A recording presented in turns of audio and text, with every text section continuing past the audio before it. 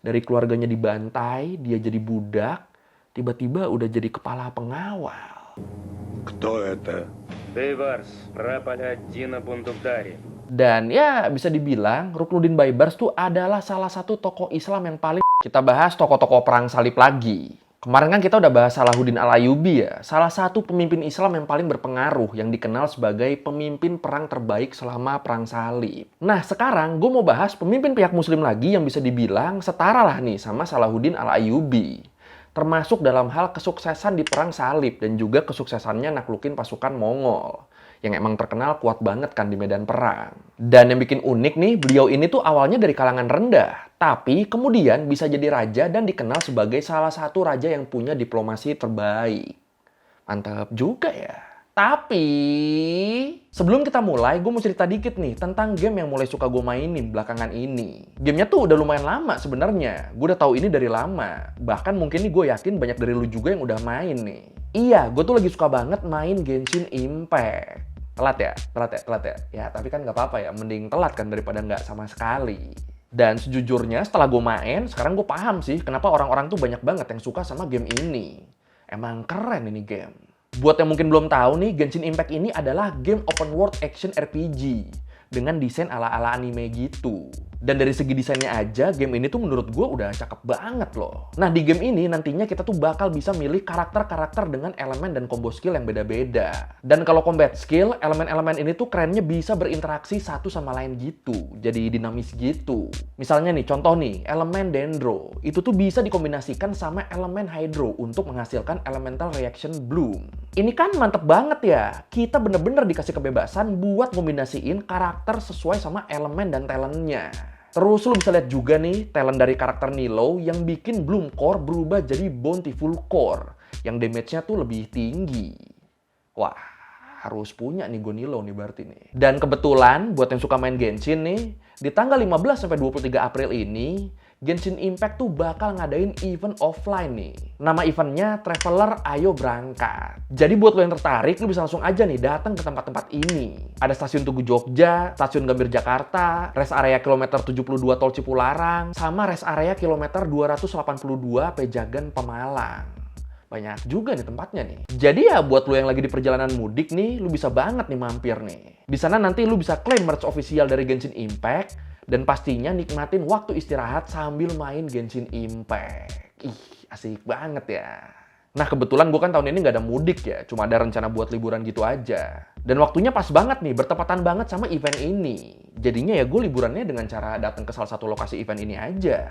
Udah asik banget tuh pasti tuh. Kapan lagi kan kita mudik atau liburan sambil istirahat sambil main Genshin Impact.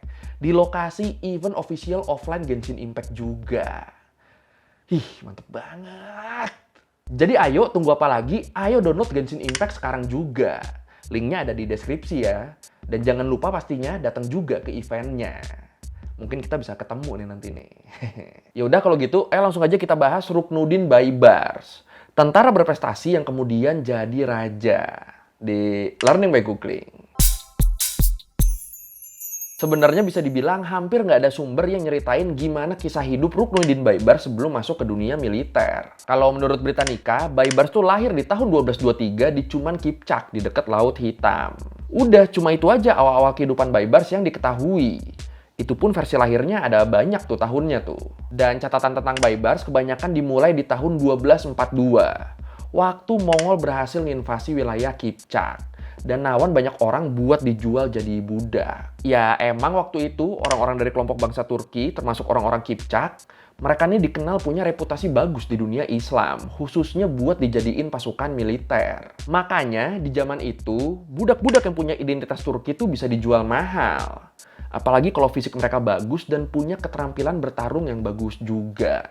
Nah, Baibars yang waktu itu keluarganya dibantai, dia nih jadi salah satu orang yang ditawan dan dijual sebagai budak sama orang-orang Mongol.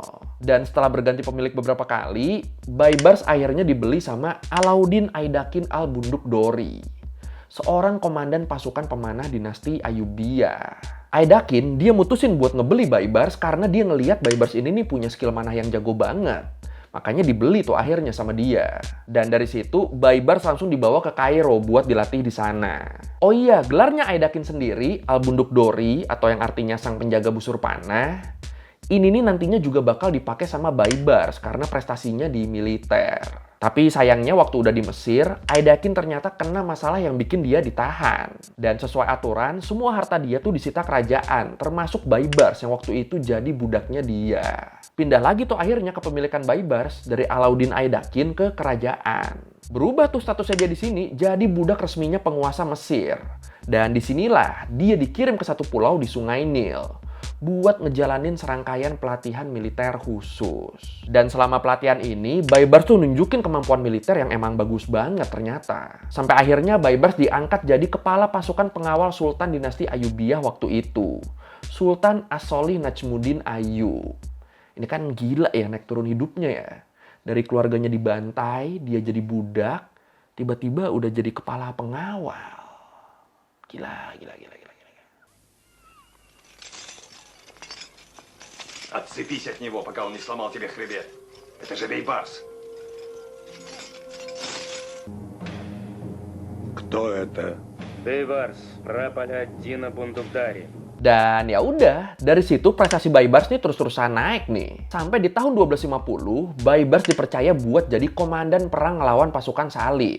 Yang waktu itu ada di bawah komando Louis IX dari Prancis. Singkat cerita, di perang salib ke-7 ini, pasukan Ayyubiyah berhasil menangin perang ngelawan pasukan salib. Dan kemenangan ini gak lepas dari strategi yang disusun sama Baibars. Strategi apa tuh? Ada beberapa nih strateginya. Misalnya nih, di pertempuran pertama di kota Al-Mansurah. Di situ, Baibars merintahin pasukannya buat ngebuka gerbang kota dan ngebiarin pasukan salib masuk. Dan ternyata bener tuh, pasukan salib yang ngira musuhnya udah nyerah, akhirnya pada masuk ke kota Al-Mansurah. Waktu mereka udah sampai di tengah kota, tiba-tiba dari berbagai penjuru muncul pasukan Ayyubiyah yang ngepung pasukan salib. Dan ya udah, karena udah terkepung kan, akhirnya pasukan salib pun ngalamin kekalahan telak di sini. Terus nggak lama habis itu terjadi juga pertempuran besar di kota Fariskur antara pasukan Ayyubiyah sama pasukan salib.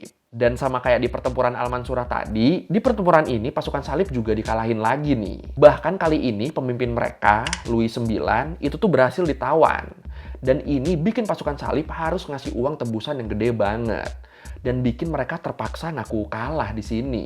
Jadi ya bener-bener menang telak ini Baibars ya. Saint Louis is motivated by his faith and has sworn to recapture the sacred city of Jerusalem.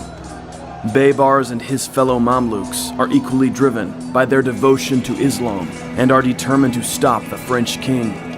Sayangnya setelah dinasti Ayyubiyah berganti pemimpin, raja baru mereka, Sultan Turansyah, dia nih nggak punya kompetensi yang baik sebagai sultan. Dia secara sepihak pengen ngeganti pejabat-pejabat strategis yang sebelumnya dipegang sama orang-orang Bahri Mamluk, orang-orang keturunan Turki. Termasuk di sini Baibars. Dan karena alasan inilah, akhirnya orang-orang Bahri Mamluk melakukan kudeta. Mereka ngebunuh Sultan Turansyah. Dan disinilah berakhirnya dinasti Ayyubiyah. Terus kelompok Bahri Mamluk ini, yang basicnya mereka nih emang udah punya pengaruh kuat secara politik, akhirnya mereka megang kendali pasca berakhirnya dinasti Ayyubiyah. Sayangnya setelah mereka megang kendali kekuasaan, di kubu Bahri Mamluk terjadi perpecahan. Perpecahan yang sampai bikin pemimpin mereka, Farisuddin Aktai, tewas di tangan Izzuddin Aibak, tokoh Bahri Mamluk yang akhirnya ngediriin Kesultanan Mamluk. Berdirilah di situ kesultanan baru, Kesultanan Mamluk. Tapi karena ngerasa dihianatin sama Izzuddin Aibak, akhirnya di sini banyak orang Mamluk yang mutusin buat pergi dari Mesir. Termasuk Baibars nih, yang mutusin buat pergi ke Suriah. Singkat cerita, beberapa tahun setelahnya, Baibars balik lagi nih ke Mesir buat ngebantu Syaifuddin Qutuz, Sultan ketiga Mamluk yang butuh bantuan buat perang lawan pasukan Mongol. Dan di sini, Baibars yang emang udah terkenal jadi komandan perang, dia nih langsung dikasih posisi strategis buat mimpin pasukan.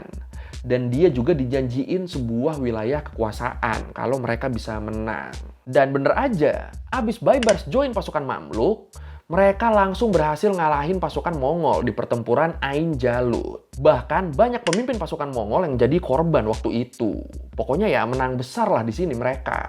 Nah, karena ngerasa udah berjasa besar kan setelah menang lawan pasukan Mongol yang terkenal kuat banget, Baibars pun akhirnya nge-request wilayah Aleppo buat dijadiin wilayah kekuasaan dia. Tapi Sultan Saifuddin Qutuz langsung nolak permintaan Baibars. Nggak mau tuh dia ngasih wilayah Aleppo ke Baibars. Padahal kan sebelumnya si Sultan udah janji ya, bakal ngasih satu wilayah kan tadi. Ngerasa dibohongin lah Baibars di sini. Akhirnya Sultan Saifuddin Qutuz dia bunuh, dan Baibars pun langsung naik tahta ngegantiin Sultan Saifuddin Qutuz. Tapi yang harus kita tahu, yang barusan tuh cuma satu versi dari sekian banyak versi tentang kematian Sultan Saifuddin Qutuz. Banyak nih jadi nih versi kematiannya. Ada yang bilang dia dibunuh sama Baibars yang tadi tuh. Terus ada juga yang bilang dia dibunuh sama assassin. Terus ada juga yang bilang sebenarnya Baibars tuh berusaha ngelindungin Saifuddin Qutuz dari para assassin. Tapi tetap akhirnya di situ beliau terbunuh. Jadi ya beda-beda lah pokoknya versinya. Tapi ya endingnya tetap sama ya. Pokoknya setelah Sultan tewas, ujungnya tuh tetap Baibars yang naik ngegantiin Saifuddin Qutuz. Naik jadi Sultan Mamluk selanjutnya. Nah, masih menurut Britannica, pas jadi pemimpin, Ruknuddin Baibars ini terinspirasi sama kepemimpinan Salahuddin Al-Ayyubi selama Perang Salib. Makanya setelah dia akhirnya jadi sultan, salah satu hal pertama yang dia lakukan adalah memperkuat pertahanan wilayah kekuasaannya. Benteng-benteng, tembok-tembok kota, semuanya tuh dibangun ulang dan diperkuat sama Baibars. Terus persenjataan mereka juga diperbanyak, termasuk ngebangun armada kapal perang. Terus sama kayak Salahuddin, Baibars juga mutusin buat ngebikin Suriah sama Mesir tuh jadi ada dalam satu pemerintahan. Biar umat Islam nih bersatu kayak di zamannya Salahuddin dulu. Dan setelah semua itu dia lakukan, ternyata hasilnya nih signifikan banget loh. Lu bayangin aja nih, sejak tahun 1265 sampai 1271, pasukan Muslim di bawah komando Ruknuddin Baibars berhasil menangin berbagai pertempuran ngelawan pasukan Salib. Bahkan nih, pasukan-pasukan elit kayak Satria Templar sama Hospitaller itu tuh bisa dikalahin sama pasukannya Baibars. Dan gak cuma itu, di sini pasukan Muslim juga berhasil ngambil alih kota-kota penting. Kayak kota Arsuf, Atlit, Haifa, Java, sampai Antioquia. Semuanya berhasil diambil alih tuh. Dan ini akhirnya berdampak ke bener-bener berakhirnya Perang Salib. Hebat banget ya, gila ya. Dan pastinya, selain perang lawan pasukan Salib, salah satu ambisi Baibars lainnya adalah ngalahin dominasi Mongol. Yang waktu itu emang makin berusaha buat masuk ke wilayah Suriah. Kalau mungkin lu inget nih di video gue yang ini, di situ kan gue sempat ngebahas ya tentang Mongol yang kepecah jadi 4 faksi gitu. Nah, faksi Mongol yang diperangin sama Baibars ini tuh adalah Mongol Ilkhanat, yang berkuasa di Persia dan lagi berusaha memperluas kekuasaannya sampai ke barat. Termasuk di sini Suriah sama Turki nih. Jadi ya kalau di total selama 17 tahun masa kepemimpinannya, total Baibars tuh udah ngalamin 9 kali pertempuran ngelawan Mongol Ilkhanat. Dan salah satu pertempuran terbesarnya tuh terjadi di tahun 1277. Di mana waktu itu pasukan Baibars nyerang Kesultanan Seljuk Rum di Turki yang lagi dikuasain sama Mongol Ilkhanat. Di sini, walaupun awalnya sempat hampir kalah nih, tapi pasukan Mamluk yang dipimpin sama Ruknuddin Baibars akhirnya berhasil membalikan keadaan dan bikin pasukan berkuda Mongol kewalahan. Ini kan edan ya, menangnya lawan pasukan berkuda Mongol loh. Padahal kalau lu inget, pasukan berkudanya Mongol tuh kan menakutkan banget ya. Jiper musuh biasanya kalau ketemu sama mereka. Ini dikalahin sama Baibars. Dan gak cukup sampai di situ, setelahnya Baibars dan pasukan Mamluk ngelanjutin ekspedisi mereka ke wilayah Kayseri, yang waktu itu jadi basisnya orang-orang Kristen Armenia, yang jadi sekutunya Mongol. Dan ya udah, diajar lagi lah wilayah itu sama Baibars. Ya pokoknya Mongol di sekitar Turki tuh waktu itu bener-bener dibikin ancur-ancuran sama Ruknuddin Baibars. Ketar-ketir lah Mongol waktu itu, gara-gara beliau ini.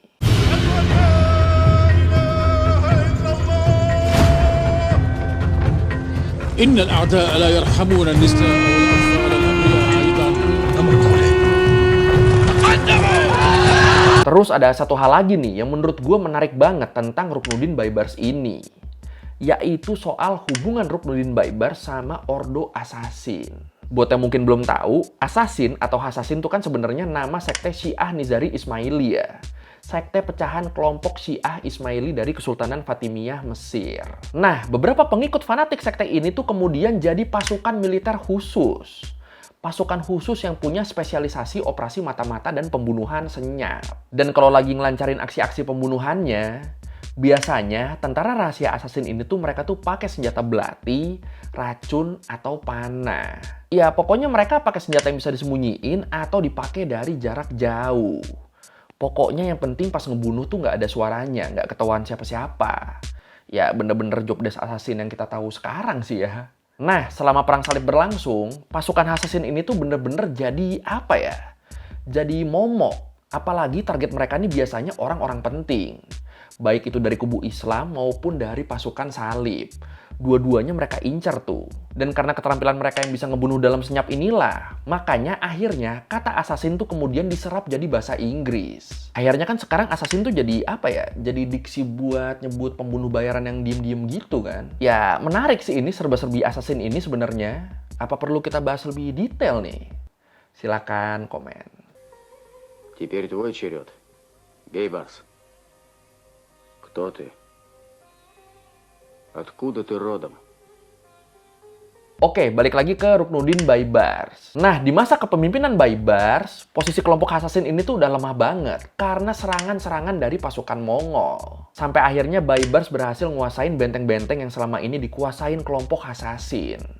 Diambil alih lah akhirnya di situ sama Baibars. Dan mereka, kelompok assassin, akhirnya diwajibkan buat ngebayar upeti ke Kesultanan Mamluk. Dan setelahnya Baibars juga sempat beberapa kali pakai jasa pasukan assassin buat ngelancarin operasi militer ke jantung pertahanan pasukan salib. Sampai akhirnya setelah semua benteng milik pasukan assassin berhasil direbut sama Baibars, kelompok ini pun akhirnya bubar. Terus pasukan assassin yang tersisa, mereka nih jadi kerja serabutan sebagai pembunuh bayaran. Jadi assassin modern ini berarti ya jatuhnya ya. Dan sebenarnya di sini salah satu kunci utama Ruknuddin Baibars bisa ngeraih semua pencapaian ini adalah karena strategi diplomatis dia yang bagus banget. Contohnya nih, misalnya nih, Baibars tuh berhasil ngejalin hubungan baik sama penguasa Bizantium. Dan dia sampai bisa ngebuka jalur perdagangan antara Mesir sama Bizantium. Terus selain itu, Baibars juga berhasil ngejalin hubungan diplomatik sama Golden Horde, faksi Mongol yang berkuasa di wilayah Rusia. Iya, kalau lu ingat, Golden Horde ini tuh kan mereka emang sama-sama punya masalah sama Mongol Ilkhanat di Persia. Makanya jadinya temenan lah tuh mereka. Temenan lah itu Baibars sama Mongol Golden Horde.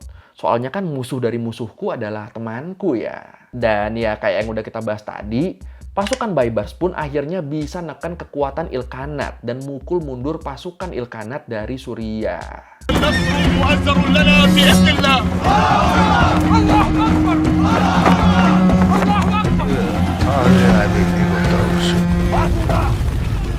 Terus di luar sisi perangnya, selama berkuasa, Baibars juga banyak ngebangun infrastruktur kayak kanal, jembatan, sampai masjid.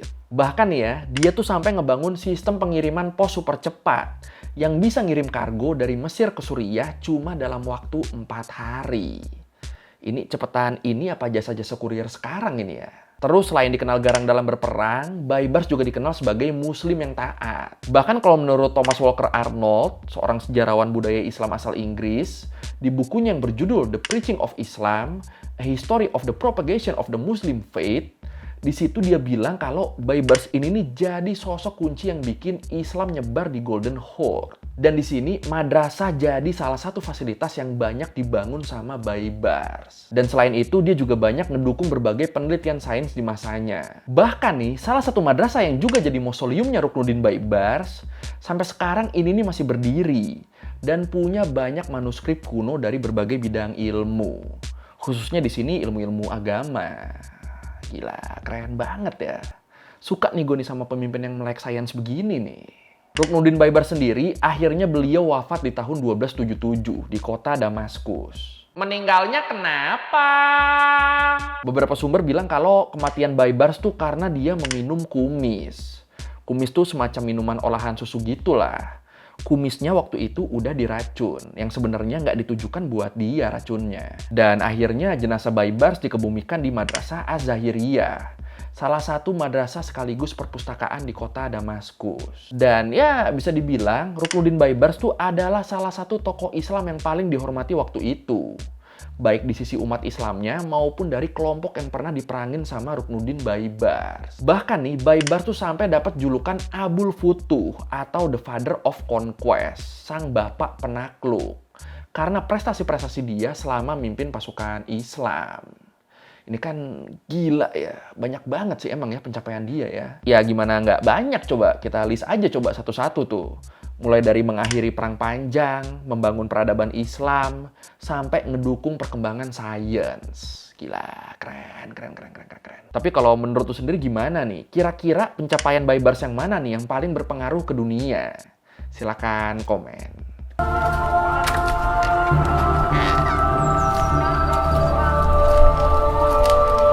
Alhamdulillah. Oke, sekian Learn by Going kali ini tentang Ruknuddin Baibars.